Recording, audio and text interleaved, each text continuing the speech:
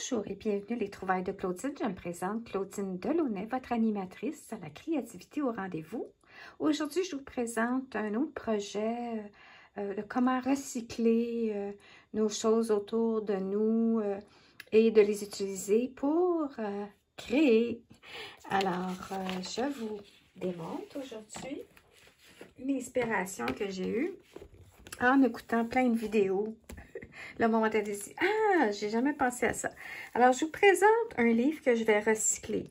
Puis, pourquoi je le recycle, lui? Parce que, première chose, mes livres que je ne veux plus, que ça fait des années que j'ai, tout ça, je les remets à la bibliothèque, je les donne. Mais ça ici, c'est comme, ça vaut pas la peine de donner parce que c'est un livre. J'ai dit, tiens, il fait longtemps, je vais le lire, voir. Mais là, j'ai collé des choses, là, tu pas. Un petit peu, c'est un livre d'il y a 10 ans, un petit peu. Ça a été publié en 2013, ça fait 10 ans. Alors, c'est plus du tout la réalité d'aujourd'hui. C'était le livre Tout ce que tu veux savoir pour vendre en ligne, et puis ça parle de Etsy, de eBay et tout ça, et comment fonctionner en ligne. Puis là, je le relisais pour le plaisir de le relire cette semaine, et puis là, j'ai réalisé que les liens qui disaient, ou les trucs qui disaient, ben là, je suis allée checker, puis c'est plus bon, là, ça marche plus. Fait que je me suis dit, il donne rien, il peut pas être donné, ça vaut vraiment pas la peine, il est trop vieux, dans ce cas-ci.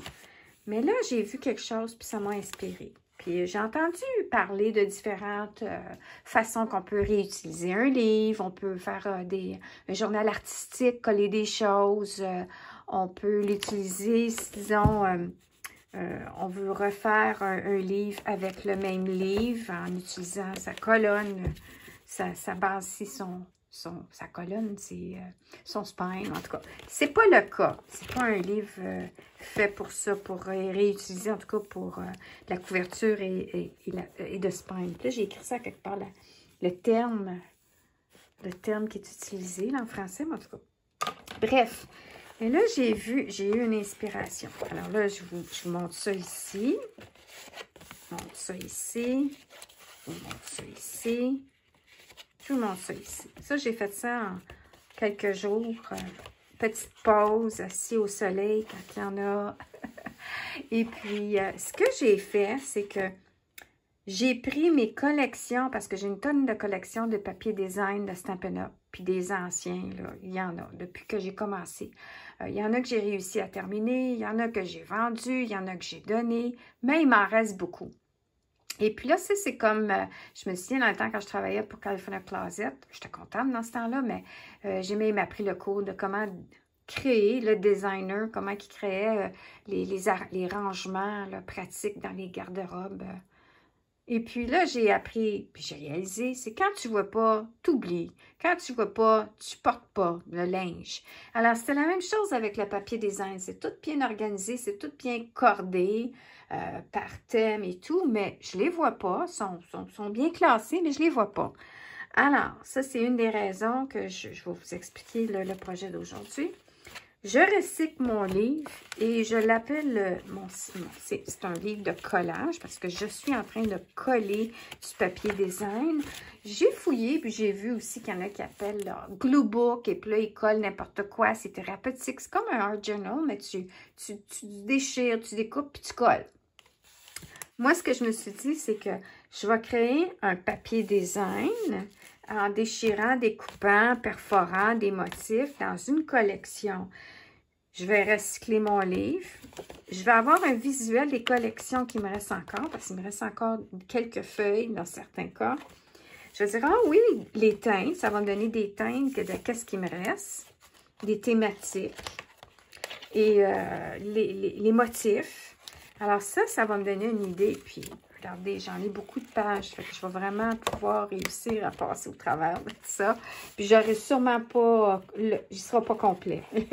Puis, je vais pouvoir faire chaque collection qui me reste des pages comme ça. La façon que ça fonctionne, c'est tu prends tes motifs, tous tes papiers de ta collection qui sont déjà en morceaux. Puis là, regardez, des restants, des retails. Puis, on se casse pas la tête. Hein. Les collections de Stampin' Up, les couleurs s'agencent bien. Puis là, des fois, j'ai sorti d'autres collections, puis j'ai rajouté à cette collection-là. Comme ceci, c'est des petites perforations, des perforatrices cercles à 1 pouce, que j'ai rajouté des petits motifs comme ça sur mon papier. J'ai fait de la superposition avec mon bâton de colle, que j'ai pas payé une fortune. En tout cas, j'ai publié quelque chose, c'est comme hallucinant. Des fois, Amazon, c'est malade le coût qu'ils vont montrer pour acheter justement un bâton de colle. Bref. Et je fais de la superposition. Je déchire, je colle, je coupe. Et puis là, quand j'ai fini, là, je laisse sécher comme il faut quelques heures parce que c'est des bâtons de colle. Des fois, il y a de la colle par-dessus. Puis, je passe à la prochaine page, prochaine collection. Puis, je trouve ça vraiment le fun. Parce que là, après, mon autre objectif, comme qu'on peut voir ici, c'est qu'on peut l'utiliser aussi. Tu te dis, ben, je peux peut-être garder une section tant qu'il me reste encore de ce papier-là. Puis, je vais pouvoir l'utiliser comme arrière-plan. Puis, regardez ici ce que j'ai fait en perforant. J'ai une perforatrice chaton. Puis, regardez, je l'ai perforé ici dans mon papier. Il est-tu mignon? Ensuite, j'ai perforé avec des petites fleurs, que ça, je vais utiliser dans d'autres choses. Donc, ça vous donne la chance en même temps de sortir vos perforatrices, de ramasser vos motifs que vous allez perforer dans un bac. Et puis là, je vais vous montrer d'autres façons que je collectionne. Au Dollarama, j'ai des petites sections comme ça que j'avais achetées. Puis là, je les sépare. Puis là, après ça, je vais faire des montages que je vais vous montrer par après. Puis ça, je me suis inspirée de tout ça, de Septaria 18, ça s'appelle. Je ne sais pas ce que ça veut dire, mais en tout cas. Puis en même temps, ben, je suis allée de l'avant moi-même avec faire plein de choses. Alors, tu prépares à découper. Puis après, quand tu es prêt à assembler, que tu vas faire des petites étiquettes, toutes sortes de petits motifs de toutes sortes de couleurs qui fait que tu es prêt pour faire un petit projet tel que lui. Vous voyez ici, ça c'est un petit projet que tu vas pouvoir attacher après, soit une carte dans ton journal, après un petit sac cadeau. Ensuite, ici, c'est des trombones décoratives. Ici, j'ai fait venir des aimants, des bookmarks, des marque-pages aimantés. Alors, fait que là, on fait juste glisser la feuille, puis c'est déjà aimanté. Parce que là, je me cassais la tête avec les aimants que j'avais, puis Alors, je colle ça sur... je pense, je me souviens plus. En tout cas, j'ai trouvé ça en ligne, puis c'était vraiment pas cher, là. Vous avez juste à vérifier en ligne pour des marque-pages aimantés. Puis, j'ai collé dessus. Alors, voilà. Ici, vous voyez les petites décorations. Alors, simplement, quand j'ai déjà prédécoupé des petits cartons, il me reste juste après ça faire le choix et assembler. Puis, fait que ça va être des petites choses que je vais sûrement mettre dans ma boutique ici. Faut que j'aille par priorité avant ici. Alors, c'est ça. Puis, fait que, voyez-vous comment c'est le fun? C'est que là, j'ai quasiment terminé. Il y a des feuilles là-dedans qu'il n'y en a plus. J'essaie de vraiment me libérer de mon inventaire puis préparer. Et ensuite, j'ai d'autres petits projets que j'ai appris à faire. Hein?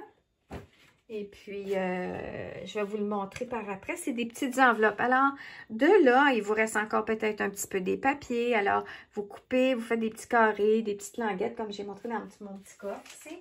Puis, vous conservez ça dans un petit bac. Puis, à un moment donné, quand vous allez voir d'autres projets, comme ce que je vous ai montré, que vous allez avoir d'autres personnes qui vont vous inspirer aussi, là, des petites bannières, vous faites des petites étiquettes. Préparez ça à l'avance, puis quand c'est, faites une petite carte souhait, vous voulez envoyer un petit message à quelqu'un, vous y glissez une petite touche comme ça personnelle. Puis ça peut être même que c'est la carte de souhait que vous avez achetée, mais là, vous rajoutez votre petite touche personnelle à l'intérieur. Alors, j'espère que vous avez aimé mon truc et je vous partage une prochaine vidéo de aussi qu'est-ce que j'ai pu faire avec certaines de mes rétailles de mon papier design qui est en inventaire bien classé dans mon atelier. Merci et bonne fin de journée!